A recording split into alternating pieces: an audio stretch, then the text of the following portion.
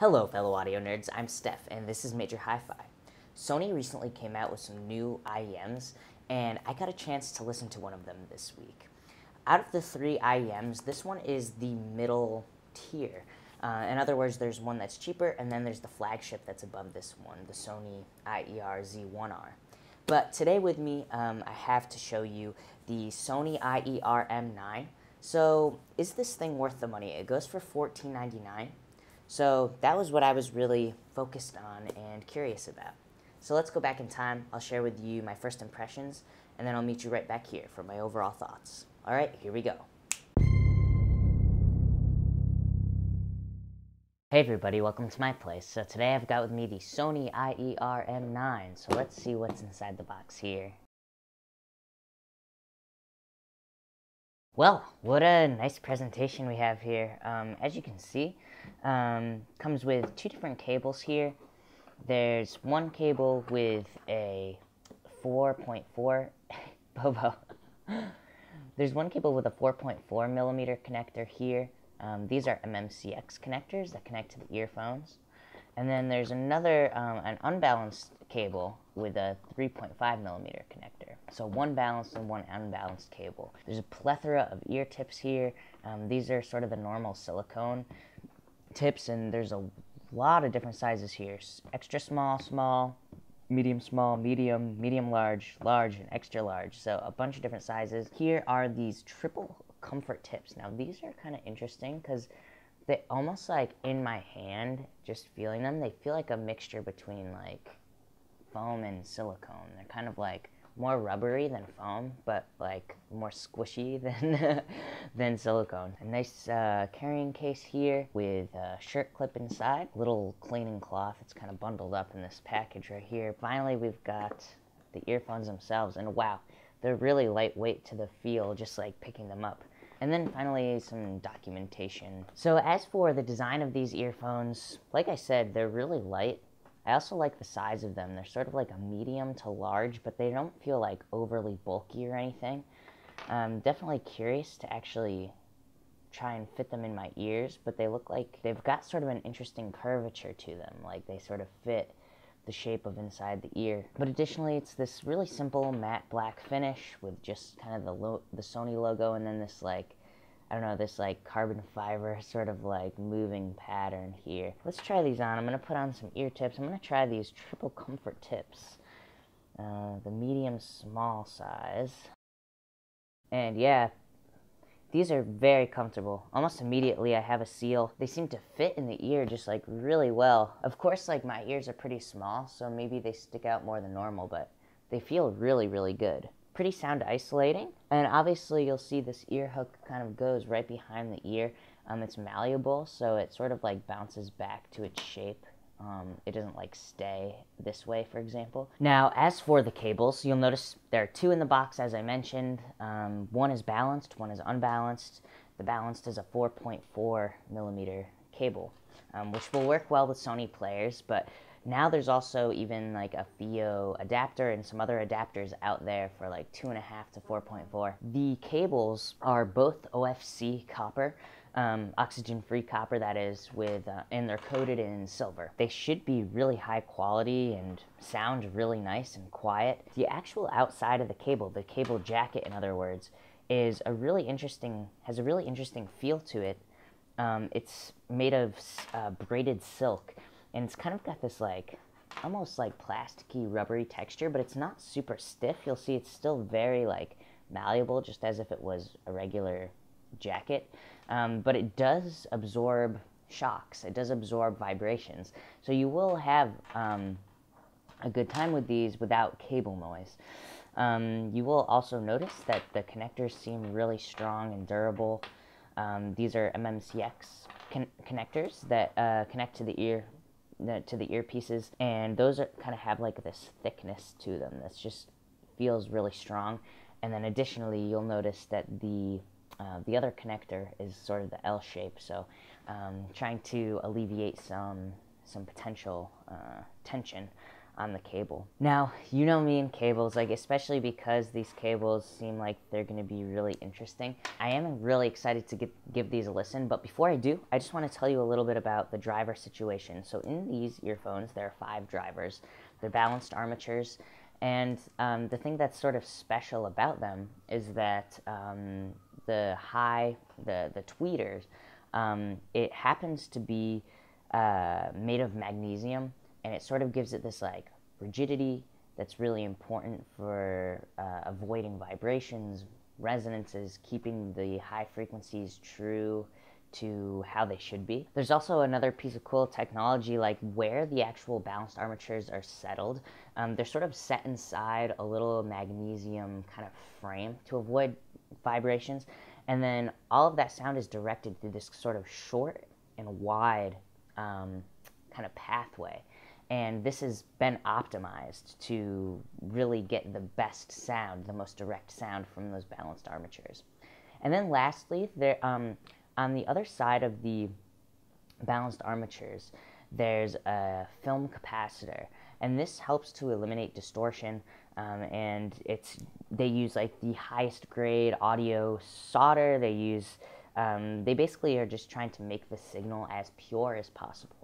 So yeah, there's some cool technology inside these, and I am excited to give these a listen. So let's see what we can do here. For my listening session here, I'm going to be listening through the FIO X7 Mark II, along with a FIO adapter that converts from 2.2 balanced to 4.4 balanced, because I definitely want to try out the balanced cable first here.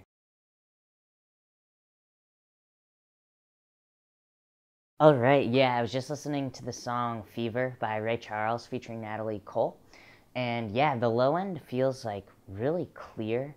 It has a little bit of extra weight, like in the song, the kick drum and the upright bass both have a little bit of extra weight, like in the way bottom. There's like a nice sense of extension. But that said, like it also felt really even, so the upright especially felt super realistic. I like that it had that little bit of extra weight at the way bottom too, because it kind of gave it this like different sort of energy. Not something that like took away from other instruments, but just gave it a little bit of something. Yeah, the lows weren't overly emphasized. Like the kick and bass still sounded the same level in the mix.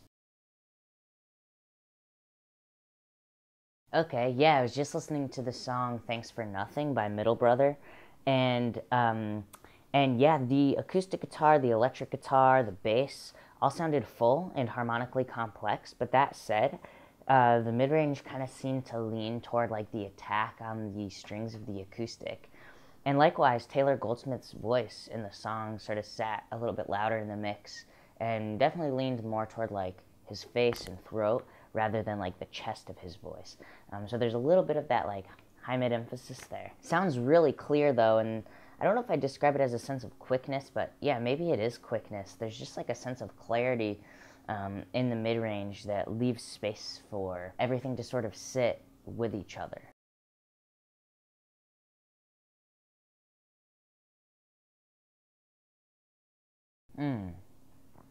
Okay, I was just listening to the song Quizás, Quizás, Quizás by Pink Martini, and definitely the shaker and like the stringiness of the strings in the song have this like brightness that brings them forward in the mix, and that kind of like is interesting because then the guiro actually sounds a little bit different than normal tonally, a little bit less texture, but yeah, still a sense of presence and a sense of like brightness to it and airiness. Likewise, the singer's vocal sounds super airy, and you can really hear like the breath of it in particular. It's like this audible sense of airiness. Also, her consonants sounded a little bit louder in the mix than normal, and so sometimes that came across as sibilance, but yeah, sometimes it also sort of came across as like being really articulate. So I think that like those two concepts are gonna it's all going to depend on the music that you're listening to and the way that it was mixed. The muted trumpet sounded like slightly different tonally, just because it had like this emphasis in the higher highs than usual. So I definitely feel that these highs are leaning toward the higher highs, but I'll definitely be sure to kind of take a closer listen throughout the week and be able to articulate that a little bit better for you.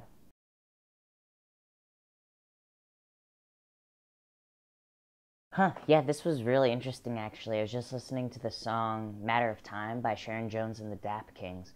Now, because of sort of like with the way the mid-range and the high frequencies sit, Sharon's voice sits like front and center and way closer than normal. Usually it's a little bit further back in space, but it's more intimate than it usually is. And it contrasted really, really dramatically with the more like mid-rangey keys and guitars that are going on. And likewise, because that vocal has extra brightness and breath to it, height-wise, it also contrasts really well with the bass guitar, for example, which feels way more grounded down below, and the voice feels really, really high in the vertical kind of space. But in general, I'm actually really impressed by the sense of width with these. I mean, in this song in particular, like the instruments are panned out really far, so it's pretty dramatic, but I think it's also done really well. Like, it feels wide, but then there's still that really, really solid sense of phantom center that I think kind of makes these have like a nice sense of liveliness without losing the thing that really kind of brings it together and makes it feel musical. So yeah, really impressed with a lot of things with these overall. I'm gonna take a listen throughout the rest of the week, and I will meet you back at the Major Hi-Fi office with my overall thoughts. All right, here we go. As for the low frequencies of the Sony IER-M9, I was really, really impressed with them. The reason is because there's a sense of evenness down there that gives a sense of realness to everything, but at the same time, there's a bit of a boost in the sub-region. Now, this boost doesn't make the low end super big or puffy or over bloated or anything. It really just creates a sense of extension and a sense of, I don't know, dimensionality to the music. And as a result, I think it works well for a wide variety of genres. It works just as well in the low end for things like classical and jazz as it does for things like hip-hop, because those low frequencies are really active. And they're also just, yeah, have a really good sense of energy without overthrowing the balance or messing with sort of the character of the other parts of the frequency spectrum. As for the mid-range of the IER-M9, it definitely maintains a sense of fullness while also presenting snappiness really well and clearly. It leans toward the high mids. In fact, the high mids are the most uneven part of the mid-range. The middle part of the mid-range feels really even, and as a result of that, very harmonically complex and interesting. But the high mids sort of have a little bit of a dip, it seems, at the lower part of the high mids, and then a boost at the higher part of the high mids. So as a result, vocals tend to sit kind of closer in space to the listener and also feel more like face and throat oriented versus like chest oriented. The high frequencies of the IER-M9 are emphasized. Those of you that have a lot of sensitivity to high frequencies, you might not like these earphones because I would describe them as a bright set of earphones. It's not perfectly even up there, but it does come through with a sense of like aesthetically pleasing sound, especially when dealing with breathiness and airiness. The type of airiness that you get from these earphones is more of an audible airiness with a boost right at the base of the upper octave, as opposed to something like a 64 audio, for example, which will give you like lots more extension up high. There's a bit of a light cut in the lower treble, and this cut sort of embarks closer also to the upper treble. But because of the boost at the lower part of the upper octave, you still get a sense of texture from instruments, although its articulation is a little bit, sits backward in space a little bit. This makes kind of an interesting vocal sound for sure, one that's really pretty, and forward in some areas, forward toward like the breath of the vocal, but sits backward a little bit in terms of like the body of it, if that makes sense. Now, because of the sort of way that this high end is emphasized, you will hear percussion, cymbals, strings, vocals a little bit louder in the mix. And because of the overall shape of those frequencies, it skews the realism a little bit, but it does sort of give you a really nice sense of clarity and can actually add to the emotional impact that cymbals play in a song, for example. The soundstage of the IER-M9 has really a sense of nuance across all three dimensions. Most notably to me, was the sense of height, which really feels kind of dramatic in a sense because of that sub boost and then the airiness in the highs.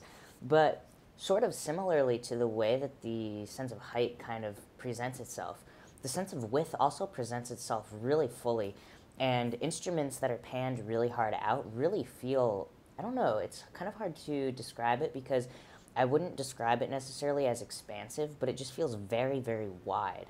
And that sort of contrasts really well with a very strong sense of phantom center.